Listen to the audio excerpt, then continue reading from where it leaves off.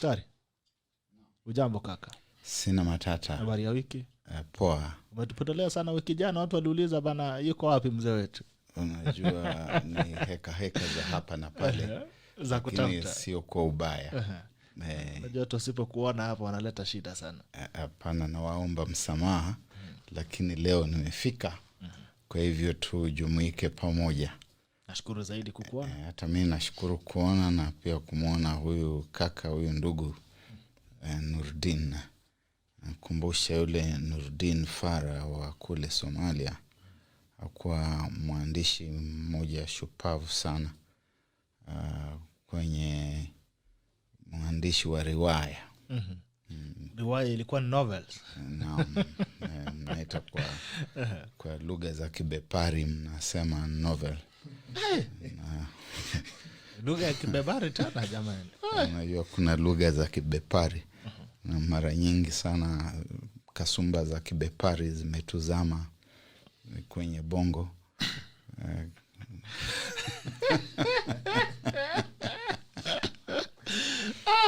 Na mambo daktari. Wiki yako ilikuwa vipi? Kwa nzuri tu. Mimi kama Barrack ni mzee mtulivu, kisha mpole, na sina matata mengi. Matata huanza wakati ambapo najumuika na jumuiya. Basi unaona matatizo yanaanza. Matatizo huanzia hapa sasa. Lakini unapokuwa peke yako hakuna matatizo. La ajabu ni kwamba huwezi kujitimiza na kujikamilisha ukiwa peke yako. Lazima ujumuike na akina yahe. Basi hapo ndipo matatizo huanza hatua kwa hatua. Leo una mambo kweli. Noordean, jambo kaka. How are you? Salama sana. Good to see you. This is your first time on the tackle. Karibu sana. Nashukuru. Unajua wanasema wazee wanaweza ona mbele, sio? Sasa nafurahia kwa alivyonifananisha na Noordean Farah. Inamaanisha kuna kitu ameona. Sijaongea hata. Sasa nikiongea je? Hata tutajua. Sasa labda atasema vijana wao kuona mbali sana. Hasa wanaposimama kwenye mabega ya wazee. Wanatizama na upeo wao unakuwa ni mrefu wa mbali kuwazidi wazee. Unamuona huyu Noordean Farah ataona mbali sana.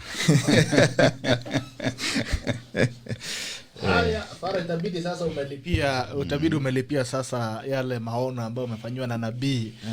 Nabii Muluka. Kwa sasa amegeuza sio daktari tena, ashakuwa nabii. Haya, wacha nikupe nafasi ya kujifanyia introduction kwa wana tackle. Since is your first time on the show. My name is NOORDEAN KHAGAI. Mimi ni wakili. I am currently based in a farm, and also I am passionate about matters youth empowerment, be it the economic, the social, and the political. I run a CBO by the name Al Rafid organization, where I'm the vice chair. And my issue is to try and make as many young men and women alive to the fact that the decision-making process of this country are important to you, because you have the advantage of time. You are here for a very long time. So if you think that decision-making process is boring, or politics as they say, once those who get into office, elected by good or bad people, you will suffer the consequences. Yes. They have not participating in politics. Yes. Hi, good to see you and welcome to the tackle. Thank you for having me. Hapa ndio mambo hufanyika. Wale pengine mambo hufanyika baadaye, hapa inafanyika real time. Daktari, nimesikia ndugu yetu William anataka kungolewa pale Karen. Sijui sheria inasemaje? Inawezekana ama ni ndoto ya mchana? Najua siasa za hapa Kenya zimeingia katika mirengo mibaya. Mirengo mibaya kwa sababu kuna sheria, kuna katiba, na vitu hutakikana vitendeke kuambatana na katiba iliyopo. Wakati ambapo unampata mtu ambaye hayumo serikalini akiwa yeye ndiye anayeambia watu kwamba tutafanya hivi, tutafanya vile, na vitu kama hivyo vinatendeka, ni kama kuonyesha kwamba serikali imeshaporomoka. Na ni lazima tumuulize Rais Uhuru Kenyatta kwamba wewe uko wapi wakati hawa watu ambao sio wanenaji rasmi katika serikali akina David Mradhi ndio wanaozungumza na kutoa kauli za kuelekeza kule ambako taifa linaenda ni vitu viovu. Kisha tukumbushane kwamba wadhifa wa naibu wa rais ni wadhifa wa kikatiba, na kwamba naibu wa rais ni mtu ambaye anachaguliwa na wananchi.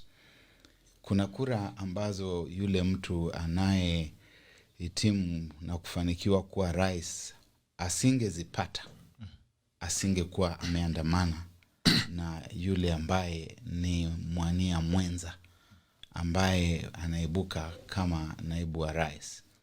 Na wakati ambapo tunaanza kudunisha wadhifa wa naibu wa rais, lazima tukumbushane kwamba yule aliyopo wakati huu yupo tu kwa mpito, na baadaye kutakuja wengine. Na kama tumeanza kudunisha huo wadhifa, tukumbushane kwamba wale watakaokuja hapo, na kuna wengi tu ambao wamejipanga. Hata wakati unaona kwamba tunaambiwa kwamba serikali tekelezaji eti inapanuliwa, mabango yake yanapanuliwa, beti zake zinapanuliwa, kwamba sasa kuwe watu 5 na sio wawili tena. Wajue kwamba watakapofika kule watadunishwa tu jinsi ambavyo yule aliyepo wakati huu anadunishwa. Na hiyo ofisi ni ofisi ya raia wa Kenya ambao wanapewa ukubwa kutokana na katiba. Katika kifungu cha kwanza cha katiba ya Kenya mwaka 2010 nasema kwamba mamlaka yote na uwezo wote unatokana na raia. Na kwa hivyo visidunishwe eti kwa sababu wewe humpendi mtu fulani. Ni kitu kibaya sana, na ni kitu ambacho kinapeana mifano mibaya zaidi kwa nyakati za hapo baadaye, na ni kitu ambacho kinastahili kukemewa na kisha kwa ukali tu. David Mradhi ni mtu ambaye sasa anazungumza kwa njia ya kutokuwa na adabu, na mimi kama Barrack ninatosha kumkemea kwa sababu yeye tulisoma na yeye katika darasa moja katika chuo kikuu cha Nairobi. Alikuwa Nairobi. Naam. Na mbinu kama hizi ni mbinu ambazo nilidhania kwamba tutakapofikia makamo haya ambayo tumeyafikia atakuwa ameviacha vitu vya aina hiyo. Kwa hivyo alikuwa na mambo kama hata kwenye shuleni. Namuona ni yule mtu tu yule mkatili. Nakumbuka wakati mmoja naam, wakati mmoja tukiwa sisi ni wanafunzi katika mwaka wa pili, kwa sababu sisi tuliingia katika chuo kikuu cha Nairobi na Mradhi mwaka 1979. Na namkumbuka mwaka wa 1981 mwezi wa 3 hivi, akiwa anaongoza genge la wanafunzi kutupa tu vyakula kutoka kwenye chumba cha vyakula tulikiita Central Catering Unit. Muda wa kama ilikuwa ni mwendo wa kama saa 11 hivi, wapishi wako pale wanapika. Mradhi ameingia kule, anaongoza watu kutupa vyakula, masufuria, masahani, kila kitu, na mwaga nje, hati anasema ni vitu vibaya.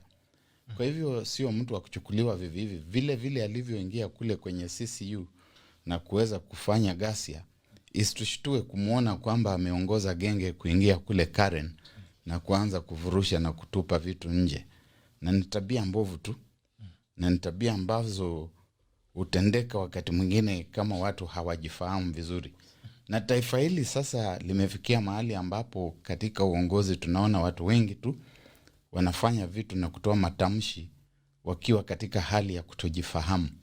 Na ni kitu ambacho raia wanastahili waulize kwamba viongozi waweze kuwajibika. Kama ukimchukua waziri mkuu wa kule Uingereza kwa mfano, apatikane mitaani akizunguka kwenye magari na hajifahamu kwa Kiingereza, if that person is impaired, you find the Prime Minister of the United Kingdom gallivanting in the streets of London through sunroofs, issuing edicts, and he's impaired. he would resign the following day. Kama huyu ambaye amechaguliwa kule Marekani, Joe Biden, akipatikana when he is impaired, a leader must always be in control of himself and of his faculties. That's very important. Hata wewe mimi nikija katika hiki kituo chako, if I'm impaired, there will be a very big problem. And you will not allow me to come back. Sure. Yeah. So why do we allow people who are impaired to sit... To keep driving conversations. Not just to drive conversations, but to drive the national agenda. President Uhuru Kenyatta himself comes out quite often when he is clearly impaired. And as an elder now, because I'm an elder in this country, I have the responsibility of looking President Uhuru Kenyatta in the eye and telling him, Mr. President, you cannot run this country when you are impaired. I don't know which decisions you are taking when you are impaired. And stay away from those substances that are making you to be impaired. When you are the head of state, you are holding a sacrosanct office on behalf of the people of this country. If we see you in public spaces when you are impaired, we must wonder about what you must do when you are in private spaces, and whether the decisions that are being taken and the pronouncements that are being made by people in informal government like David Murathe are decisions that are reached during those moments and processes of getting impaired. I think this is bad, and the people of this country deserve better leadership. We cannot carry on like this, Mr. President. I can look the head of state in the eye and tell him that I'm older than he is and therefore competent to give him this advice. Wow. So hii kitu tuguzange zanga. Tuseme haya mambo, tuambiane ukweli. Ukiwa kiongozi bwana wewe, niseme kwa Kiswahili ili nieleweke vizuri. Rais Julius Nyerere wa Tanzania alituambia kwamba Ikulu ni mahali patakatifu. Ikulu sipo mahali pa kuchezea mahali pa mzaha. Na ukiwa katika Ikulu kama kiongozi, ni lazima uweze kujiangalia na kujichuja na kuangalia kwamba unajiweka katika mitindo inayofaa. Wakati ambapo tunaona kina Murathe wakitoa matamshi ya aina fulani fulani, kisha naye rais tunamuona akitoka kule kama hajajihifadhi inavyostahili, na kuonekana ni kwamba kuna vitu ambavyo amevitumia. Haya ni mambo ambayo lazima tuambiane kwa ukweli. Yeah. Kama tunataka ili taifa lisonge mbele, lazima tuulizane kwamba mambo kama hayo yamezungumziwa katika muktadha na katika vikao vya aina gani. Kiongozi huwezi kuwa mtu wa kuavia mivinyo kila wakati. Na hivi ni vitu ambavyo Wakenya hawataki kuzungumzia. Hapana. Lazima tuambiane ukweli. Anza kunywa chai. Rais anywe chai, anywe maji, na akitoka nje kuzungumza na Wakenya, azungumze nao kwa njia ya heshima. Kama hakuna wazee wameisha katika Kenya hii kumwambia, kuna mzee mmoja mimi ni mzee, niko mbele yake na miaka 3-4 hivi, nitamwambia la hasha, rais unafanya vibaya. Na mimi kwa sababu siwezi kufika katika vile vikao ambavyo watu wanaketi kukuzungumzia, nitatumia hiki kikao na nizungumze kwa niaba yangu, kwa niaba ya wazee wenzangu, na kwa niaba ya Jamhuri ya Kenya kwamba Ikulu ni mahali patakatifu. Jaribu kuheshimu Ikulu.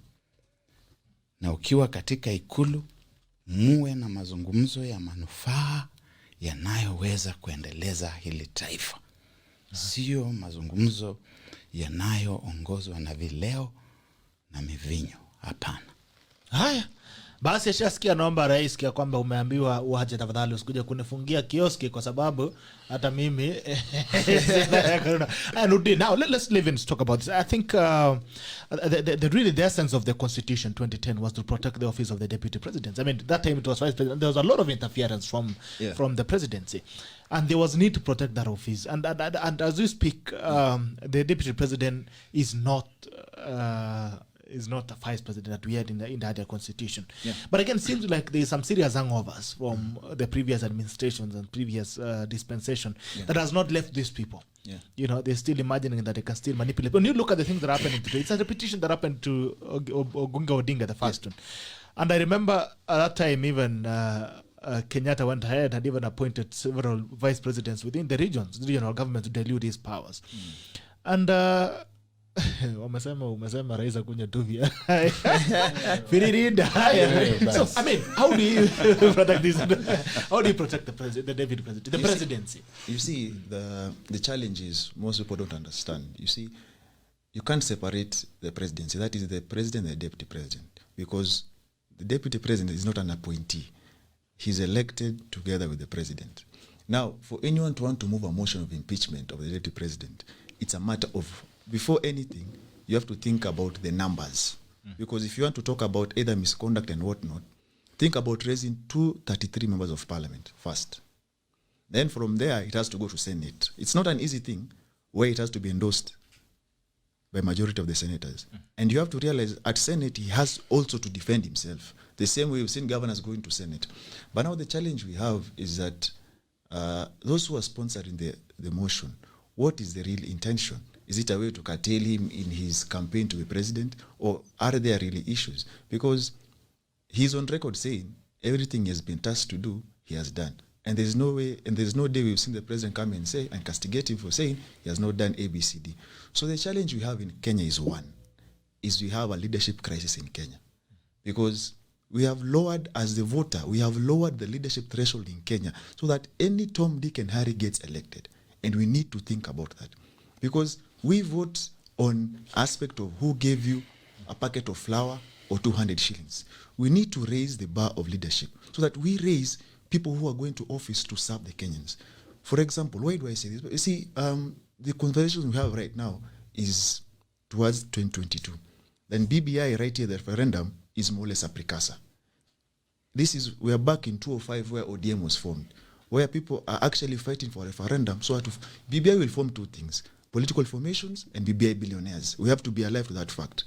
So as we move forward, there are people who are trying to form a coalition.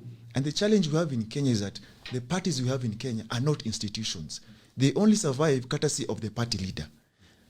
I think we need to borrow a leaf from other countries. Let me give you an example like South Africa. It has three major parties. That is the ANC, the DA, and the EFF. In Kenya, coalitions are formed because of interest and because of certain situations. So, like, let me give you an example of NASA. NASA was formed because they wanted to seize power. They had certain issues that against the government. They were saying the government was doing ABCD. But now, when you go and join the government, what happens to the issues you are raising? Those are the questions we want. Yeah. So if we would have three serious parties that are more or less institutions in Kenya, we would move. Because what we have are, the parties we have are owned by individuals. That is why you see members of county assembly are panel beaten to vote in a certain way. You're getting calls. That means the voter who elected you don't have a brain. So if you're going to parliament and you always think about your party line or your party decision, and you're told always to respect the party leader, when are you going to respect the person who voted for you? And that is what we need to change in Kenya. And that is why I'm saying we need to raise the leadership threshold. Just because you're in ODM doesn't mean everything Raila says is the law, because he might err at times. Just because you're in Jubilee, not everything Uhuru says is the law.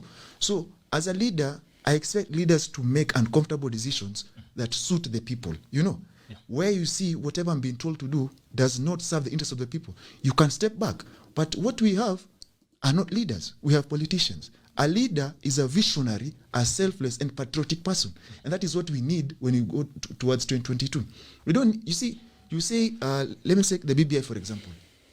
It says we're taking care of the issue of the winner takes it all. I have a problem with that. So winner takes it all is 5 tribes. What happens with the other tribes? Whether So, 40-something so when you put Luo, Kikuyu, Luya, Kalenjin, and Kamba, so now Kenya is okay. That doesn't make sense. For me, I believe we need a visionary, selfless, and most importantly, a patriotic leader. Somebody who loves Kenya more than he loves his stomach and pocket. That is the only way we'll move forward. And that person, when you get to office, will serve everyone without bias, regardless of the community they come from. That is what we need. Because once we have someone who represents the country and serves everyone equally, no one will care which tribe that person is from. And as Kenyans, we need to learn to identify ourselves first. When I see you Bitok, I don't think of you as Bitok, a Kalenjin, but Bitok as a Kenyan. The first thing you to identify yourself with is as a Kenyan before you go to your tribe. You see, our tribes are our rich history. We can't shun them or move away from them. But they should not be our determining factor. You should not think according to tribe or religion. That means your education is useless at the end of the day. Right. So we need to move forward as Kenyans and realize that we need to raise the leadership and integrity threshold in Kenya as per the constitution. Yes. Thank you. Even as you talk about thresholds, as my good friend has mentioned, Wakili, let me ask you, Daktari, what are the thresholds of kicking out the deputy president out of government? First, let's say that if there is sufficient cause for the deputy president to be removed, or for any other leader to be removed, let that be done. Because the deputy president, in that case, has been seen to have done certain things that are unconstitutional, to have demeaned the stature of that office, or to have, in a fundamental way, as the Constitution itself states very clearly,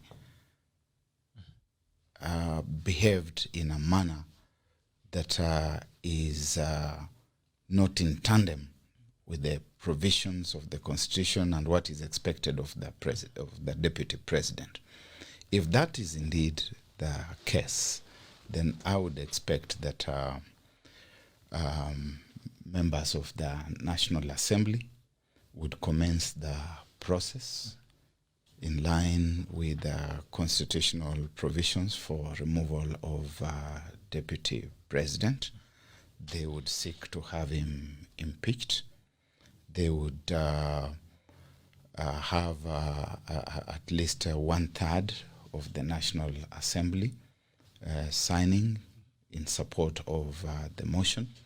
They would bring the matter before the Speaker of the National Assembly, and he would go on to look at what has been presented before him to see that it meets the threshold. Remember that the Speaker can decline at that point. But if he is satisfied that it meets the threshold and fundamental issues are raised, then he can call for a motion of adjournment to discuss the impeachment of the deputy president. And if 2/3 of Parliament, National Assembly for that matter, support the motion at the final stage, then the matter passes on to the Senate. And the Senate may set aside or select a committee that considers the issues, and that committee will return its verdict to the Senate, and the Senate will debate the merits, and if there is a 2/3 support, then the deputy president stands impeached. But while all these processes are going on, that person will continue to serve as deputy president. That's a very important office, and I think we should not belittle it just because we do not like the individual who is there for the time being. The deputy president sits a heartbeat away from the presidency. What? From the president. From the president. So he's actually a member of the presidency, and he sits a heartbeat away from being president. In this country, we have already had the example of the second in command taking over. In fact, in 1978, when President Jomo Kenyatta passed on, we got to know of that passing on when President Moi had already taken the oath of office as president, the acting president for a period of 90 days. And then the rest of the things went on and he became president. Remember that in the old constitution, the second in command would become acting president for a period of 90 days, after which the country would go to a presidential election. Today, if the president, and God forbid, if the president should not be able to perform the duties of the office of president, the deputy president takes over for what is left of that period. So you are fooling around with a very important office just because you don't like the person who is there. I will not defend William Ruto if he's guilty of these things that people keep saying that he has done. I don't know what, he has stolen this, stolen that. Let them deal with him according to the constitution. Let us not have some hooligans talking out of turn and saying that they are going to invade the deputy president's residence in Karen to throw him out. It is completely unacceptable. And we say so, or I say so, not because of the individual who is there for the time being, but because of that institution. It must be respected. That's quite interesting. Anyway, I hope, because this is something that keeps repeating itself. And the funny thing about this tree is that it's like a cycle. It keeps... you know, running. Yeah. First, the people who drafted the Constitution of Kenya 2010 were familiar with the mischief that had happened around the office of vice president in the past. First, starting with Jaramogi Oginga Odinga himself, and there are very important historical lessons to be learned from Jaramogi Oginga Odinga's tenure in office. Number one, he was one of the persons who heaped draconian powers into the office of president, perhaps because he hoped that that was where he was going. Things like the president being above the law. Jaramogi? Absolutely. Jaramogi, Tom Mboya, Charles Njonjo, Mwai Kibaki, they were the architects. And the Constitution of Kenya was amended umpteen times in 1964 to 1966, making for some very astounding changes. First, the Constitution was changed to create the office of president, and the person who became the first president was not elected to that office. The amendment said that the first president is going to be the person who is holding the office of prime minister, once Kenya ceases being one of the dominions of Her Majesty, the Queen. Second, that the president would appoint a vice president from among the members of the LegCo. Yeah. And you went on and on that way with those amendments. Anyway, the big lesson which we want to learn from this is that by 1965, the tampering with the constitution and with the political situation was such that one, devolution had been killed. The Senate became a useless empty shell. Two, the regional assemblies were dead for all practical purposes and intents. Amendments had been made. They could no longer collect revenue. They had to rely solely on the national government. And meanwhile, the people in the opposition, KADU, were raising the red flag against all these things. Now, Jaramogi Oginga Odinga, Tom Mboya, Charles Njonjo, Mwai Kibaki, and a couple of others machinated the death of the opposition. This is very important. The opposition died by consent, by crossing over to Kanu, to the Kanu benches. And once that happened, something completely unexpected happened in Kanu. The opposition has been paralyzed, it has been killed. What happens next is that Kanu itself splits into two. They are the radicals and the moderates.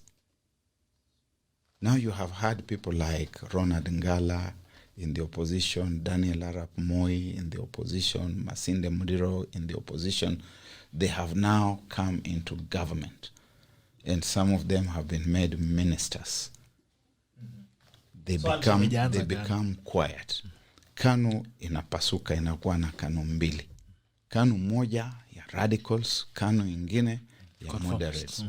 Kanu ile inakuwa radicals is led by Jaramogi Oginga Odinga. The vice president becomes an opposition leader, the official voice, or an official voice for that matter, of the opposition in parliament. So you have the radicals, people like Jaramogi Oginga Odinga, people like Joseph Murumbi, people like Piogama Pinto. They are now in Kanu, but they are in opposition. The opposition.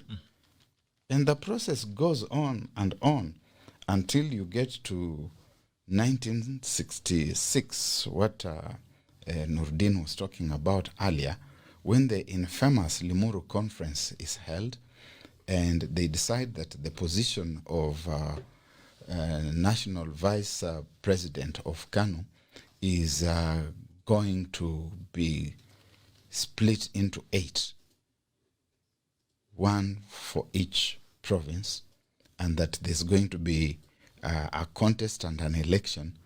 And at that moment, Jaramogi Oginga Odinga says, no, enough is enough. That is the point at which he leaves Kanu to form the Kenya People's Union.